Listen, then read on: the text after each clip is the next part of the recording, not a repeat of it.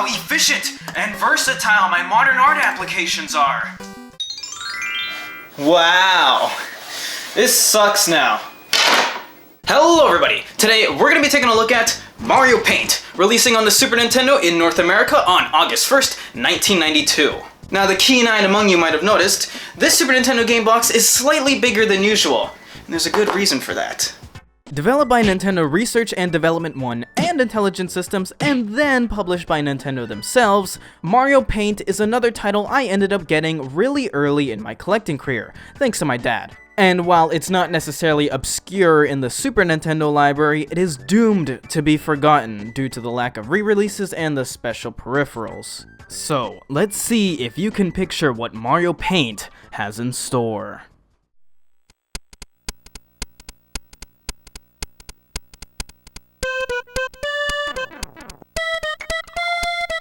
Well, it is a drawing application. Go figure. But I actually want to backpedal and show you what this game is really about. Oh yeah, it's another one of these games. Nonsense as far as the eye can see. And yes, this did come bundled with the Super Nintendo mouse. How very Nintendo of Nintendo to bundle a piece of software with a peripheral that ends up getting almost no games. Unless you live in Japan. They love that kind of shit over there. So, first things first, how good is this at being a drawing application? Well, no better than Microsoft Paint. There's no digital manipulation features, no layers, no effects, no import or export features. Actually, there's one place you can export to.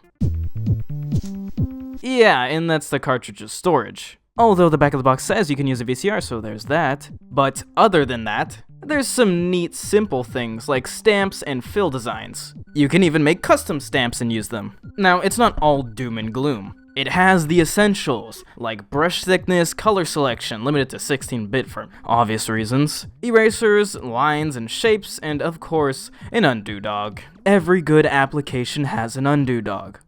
There's select, paintbrush, mirror and flip, spray can, basically everything you could ever need to draw a crude depiction of a dinosaur. Anyways, in case you're sick of staring at the same 11 squares at the bottom of the screen, well, here's 10 more. Now here's where stuff gets really interesting. But first, I need a break. This whole sitting on my ass talking about video games thing is really hard work.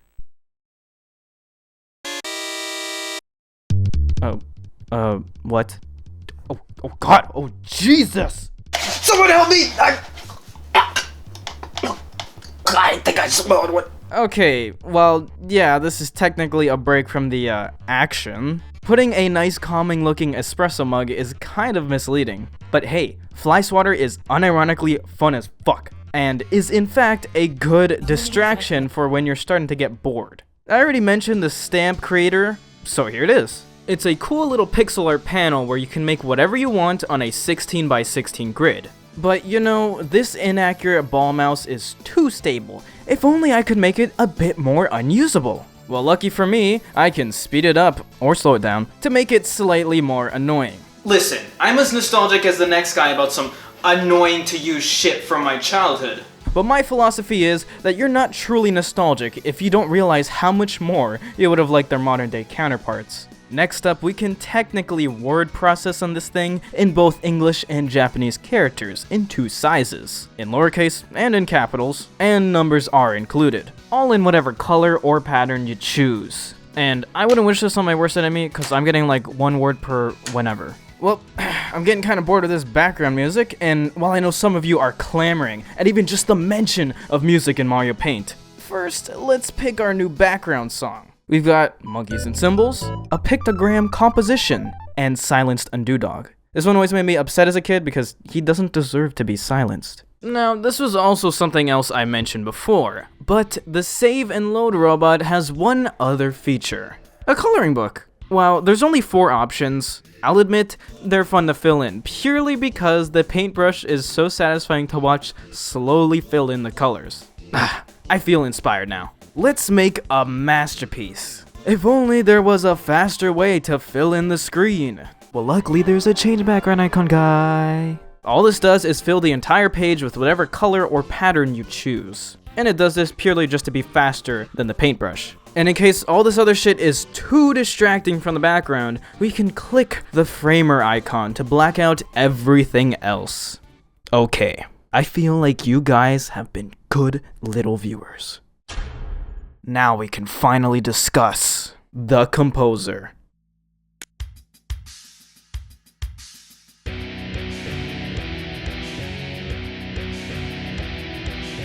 Unfortunately, this is not that crazy one you see in all those old school YouTube videos. Don't throw away all your several $100 music equipment. This is the original Super Nintendo stock Mario Paint composer. And it's not nearly as fully featured as that PC fan-made one. I mean, it doesn't make it any less fun though. You can still stop, play, loop, change tempo, scroll to see all the notes, clear, erase, choose 3 or 4 quarters, time signature, 3 preset melodies, and undo. You got several different sounds and you can place them onto the sheet to make a note. You can make a chord using up to 3 notes. Also, that last box on top is a double bar to end the song on whatever beat you'd like. My goal here is to make a score for what's up last in this review. Again, this is very lacking, but I can make it work. Now, I'm no musical genius, but that sounds like shit. I wish I could make it worse, but there's no sharps or flats. Also, you can't change the key the composition is in. Yeah, just use the fucking PC version. Finally, let's combine all my efforts into one magnum opus. Time to animate. When animating in Mario Paint, you have to work within some heavy limitations. Teeny tiny little animations can have 9 frames, medium-sized ones can have 6 frames, and barely large enough ones can have 4. You can at least path them, so it's similar to working with cells on a background, but unfortunately, the animation portion of Mario Paint is just too weak. However, Nintendo would very much redeem themselves with Flipnote. But damn, talk about humble beginnings. However, without further ado, here is my bullshit masterpiece.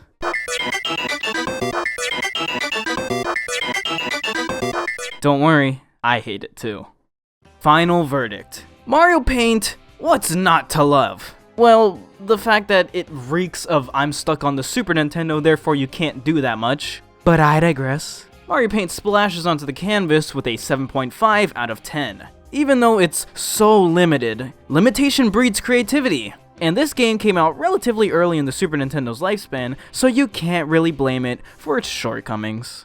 And there you have it, my review of Mario Paint for the Super Nintendo. If anyone was going to do a kid's drawing application on a game console, it was going to be Nintendo. This is another situation where this came out a little too early in the console's life cycle, and really should have just waited until later, albeit I don't know how much of an improvement there would have been, but at least a little bit. Like, you would have had sharps and flats in the music, you would have had maybe better animation frames and cells, less than 4 for a large one, and not even the full screen. Of course, they would later explore some of these things, but there would never be a true sequel, and for how unique of a software piece it is, I mean, it's great. It'll be fun. Again, if you're the creative type, this is much like the Game Boy camera, and quite frankly, it's entirely up to you. But yeah, you're insane if you think this is anything more than just a fucking toy.